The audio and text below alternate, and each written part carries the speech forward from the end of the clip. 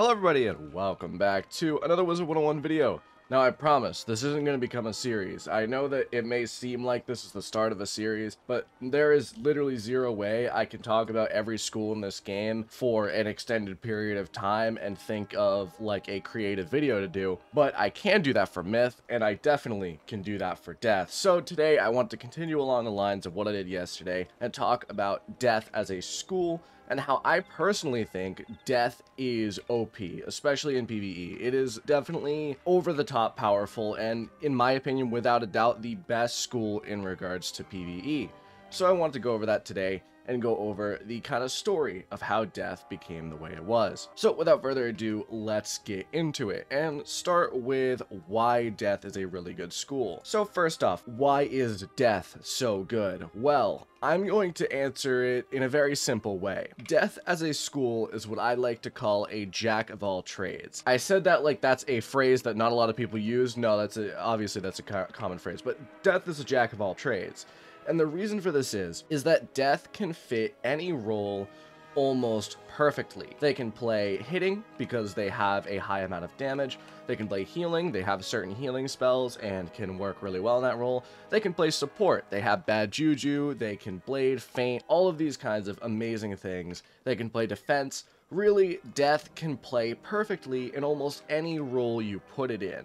And that really makes it stand out from most other schools, because I would say that there isn't really another school that can fit into every role just as perfectly as Death can fit into any role you put it in. Now, obviously, there are certain schools, like I would say, you know, Life can be all of those things if they wanted to, but personally, I wouldn't say that they fit into a lot of those roles nearly as well as Death. And that definitely gives Death a standout, where they are really powerful compared to certain other schools, especially for PvE, because in PvE, you might not always need a hitter. You might not always need a healer. The roles that you need in certain fights change depending on the fight, and obviously, it's really good as Death to be able to fit into any of them. And that is what I would say Death's strongest trait is the fact that it is really just the most versatile school out of all of them, in my opinion. But let's talk about its other positives, because I can't just say they're a jack of all trades. First off, in regards to soloing, they are easily the best by far. Having that healback that they have on most spells, honestly, even starting at level 5, Ghoul has a healback, is really useful because you almost never die. If you're getting low in a fight, right? Oh, just hit the enemy. Boom. All of a sudden, you have a massive amount of healing. And really, it makes Death incredibly powerful. I can't tell you the amount of times that either my Death is the last alive or is alive and we win the fight because of the fact that I just have mass amounts of heals and healbacks. And that makes Death really good. I can't stress that enough. Another thing that Death has, which obviously isn't just exclusive to Death, but Death gets more benefits from it, is Feint.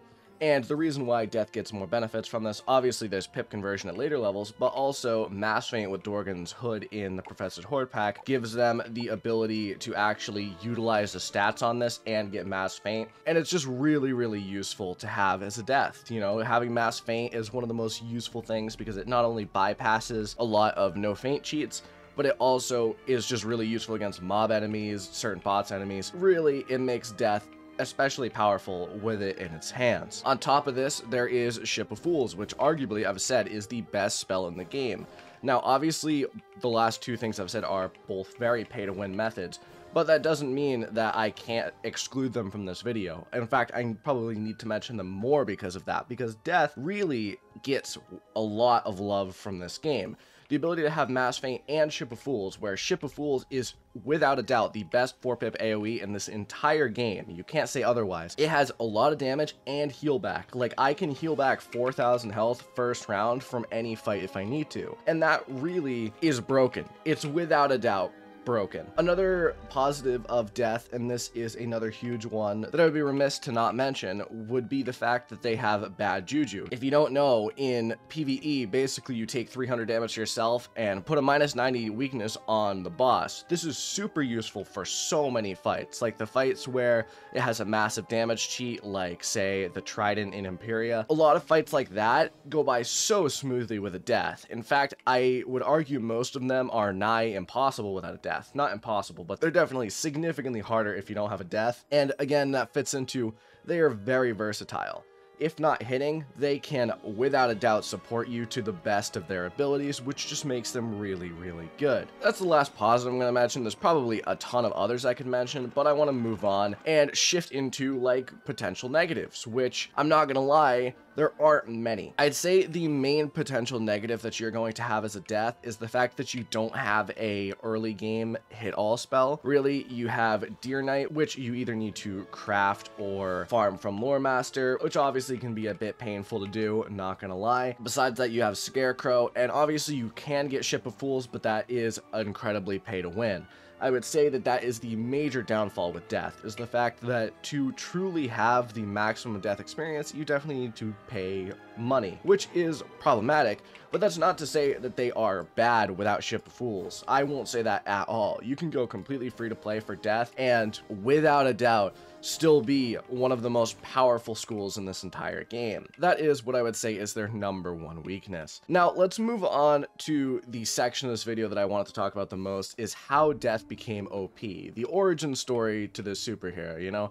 How did they get here? How did they get their powers? Because genuinely, they didn't start out this powerful. So where did it come from? Well, let's start with the initial change to death. And this was made a few years ago that made death a lot more powerful. Back in the day, years ago, I don't remember the exact year that they changed this, but death got a massive buff. If you didn't know, before on healback spells, no matter what healback spell it was, enchants only had half effect on them. And obviously this is a massive hindrance to death because a lot of their best spells are healbacks. So picture Scarecrow, right? Instead of the enchant bringing that 590 up to 890, it would go up to like 680 something or whatever. I don't know. I can't do math. Enchants only had half value, and that definitely was a little bit painful for death. Another change to death, and this was a while ago now, was the spell audit. If you didn't know, back in the day, Scarecrow used to suck. And it's incredibly funny just how much they changed this, right? Scarecrow, right, now does 590 and heals back. That's not bad at all. Do you know what it used to be? Scarecrow used to do 400 flat damage and heal back. And obviously then you had the enchant, which only had half ability, and it did about 570 damage, 590 damage, with an enchant, which obviously is less than its base damage now. That is when death really shifted, in my opinion. When they changed those two things, death became significantly more powerful, because Scarecrow is obviously one of the best 7-pip AoEs, and before, it didn't do much damage at all, and enchants didn't even help that. So, without a doubt, those two changes made death go from like a mid to bottom tier school for PvE to one of the best schools in the game, because Scarecrow really does help it, and a lot of healback spells help it.